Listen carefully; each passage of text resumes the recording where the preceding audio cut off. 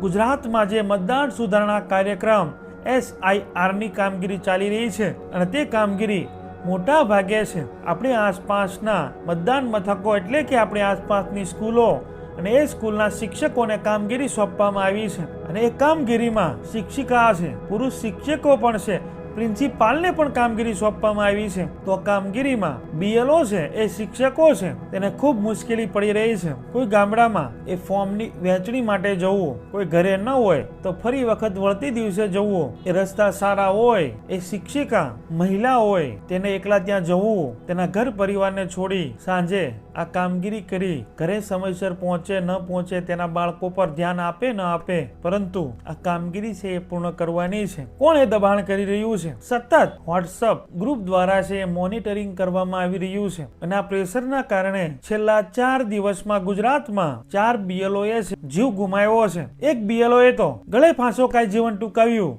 અને પૂરા ગુજરાતમાં શિક્ષણ જગતમાં છે એ ખળભળાટ મચી જાય છે કે આટલી હદે આવું પ્રેશર છે ઉપરી અધિકારીઓ છે એ કરી રહ્યા છે. રાત હોય દિવસ હોય, દિવસે તમે ફોર્મ વિતરણ કરવા માટે જાઓ છો, જ્યાં મુશ્કેલી પડે ત્યાં લોકોને મદદ કરો છો, ફોર્મ ભરો છો, ફોર્મ કલેક્ટ કરી નેટવર્ક તમારા ઘરે આવે છે, નથી આવતું, રાત્રે જાગી જ્યાં નેટવર્ક આવે છે ત્યાં પરિવારને છોડી અને રાત્રે છે એ ફોર્મ ઓનલાઈન છે એ અપડેટ કરવાના છે, અપલોડ કરવાના છે. આ દરેક કામગીરી કરવામાં છે BLO અને શિક્ષકોને છે તકલીફ પડી રહી છે. એમાં જો મહિલા BLO હોય તો એને તો ખૂબ જ પ્રોબ્લેમ થઈ રહ્યો છે.